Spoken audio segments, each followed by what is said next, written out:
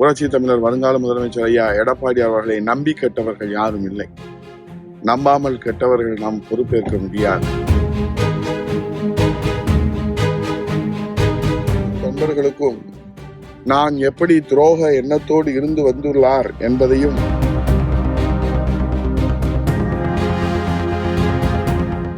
புரட்சி தமிழர் ஐயா எடப்பாடியார் அவர்களை குறைத்து மதிப்பிட்டவர்கள் எல்லாம் அவர்களிடத்திலே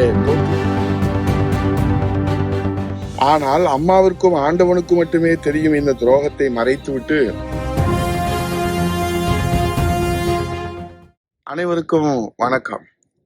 நம்பினோர் கெடுவதில்லை, இது 4 மணி தீர்ப்பு. புரட்சி தலைவர் எம்ஜிஆர், புரட்சி தலைவி அம்மா அவர்கள் அந்த இலக்கணத்திற்கு எடுத்துக்காட்டாக வாழ்ந்து வரலாறு படைத்தார்கள். இருவரும் தெய்வங்களுடைய மறு வடிவமாக தமிழக மக்களுக்காக தன்னை அர்ப்பணித்து உழைத்துக் கொண்டிருக்கிற புரட்சி தமிழர் வருங்கால முதலமைச்சர் ஐயா எடப்பாடி அவர்களை நம்பி கெட்டவர்கள் யாரும் இல்லை. நம்பாமல் கெட்டவர்கள் நாம் பொறுப்பேற்க முடியாது. நம்பாமல் கெட்டவர்களுடைய வரிசையில இன்றைக்கு இடம் பிடித்திருக்கிற முன்னாள் அமைச்சர் மரியாதைக்குரிய அண்ணன் செங்கோட்டையன் அவர்கள் அமைதியானவர், அடக்கமானவர், அதிர்ந்து பேசாதவர், சிறந்த உழைப்பாளி, நடுநிலை தவறாதவர், கட்சிக்காக, தலைமைக்காக, தொண்டர்களுக்காக எந்த தியாகத்தையும் செய்யக்கூடிய விசுவாசமானவர், நிதானமானவர், எந்த சூழ்நிலையும் தலைமையை இகழாதவர் என்றெல்லாம் பொய்யாக கட்டமைத்து வைத்திருந்த பொய் பிம்பத்தை நேற்றைய ஒழுங்கு நடவடிக்கைக்கு உள்ளாகி நேற்று அளித்த பத்திரிகையாளர் சந்திப்பில அவருடைய பேட்டி, அவருடைய வார்த்தைகள், அவர் வெளிப்படுத்திய அந்த ஒவ்வொரு வார்த்தையும் தான் எப்படிப்பட்ட சுயநலவாதி என்பதை இன்றைக்கு கட்சிக்கும், தலைமைக்கும், தொண்டர்களுக்கும் நான் எப்படி துரோக எண்ணத்தோடு இருந்து வந்துள்ளார் என்பதையும் வெட்ட வெளிச்சமாக்கியுள்ளது. மொத்தத்திலே பூனைக்குட்டி வெளியே வந்திருக்கிறது. புரட்சி தமிழர் ஐயா எடப்பாடியார் அவர்களை குறைத்து மதிப்பிட்டவர்கள் எல்லாம் அவர்களிடத்திலே தோற்று போயிருக்கிற வரலாறை நாம் பார்க்கின்றோம்.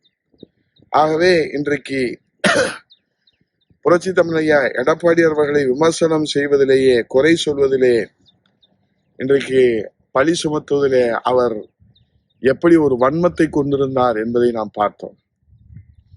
இந்த நேரத்திலே ஒழுங்கு நடவடிக்கைக்கு உள்ளான மரியாதைக்குரிய அண்ணன் செங்கோட்டையன் அவர்களை விமர்சிக்கவோ, குறை சொல்லவோ, பழி சுமத்தவோ, அவதூறு சொல்லவோ இதை நான் சொல்லவில்லை. அவரிடத்திலே எனக்கு ஒரு தொண்டனாக எழும்பியிருக்கிற கேள்விகள். ஒன்று, அம்மா இருக்கின்ற வரை அமைச்சராக முடியாமல் அம்மா அவர்களின் நம்பிக்கையை ஏன் மீண்டும் பெற முடியவில்லை? அம்மாவிற்கு நீங்கள் என்ன துரோகம் செய்தீர்கள்? இந்த துரோகத்தை நீங்கள் ஒப்புக்கொள்ள போவதில்லை. ஆனால் அம்மாவிற்கும் ஆண்டவனுக்கும் மட்டுமே தெரியும் இந்த துரோகத்தை மறைத்துவிட்டு நீங்கள் இப்போது பேசுவது எங்கள் யாருக்கும் எதுவும் புரியவில்லை. 2, அம்மா அவர்கள் மறைவுக்கு பிறகு அமைச்சராக பொறுப்பேற்ற தாங்கள் பதவி வகித்த துறை குறித்தும் அம்மாவின் அரசை பற்றியும் விமர்சனம் செய்கின்ற திமுக உள்ளிட்ட எதிர்கட்சிகளுக்கு மூத்த அமைச்சர், விசுவாச தொண்டர் என்ற தம்பட்டம் அடித்துக் கொள்கிற தாங்கள் எப்போதாவது பதிலடி கொடுத்தது உண்டா?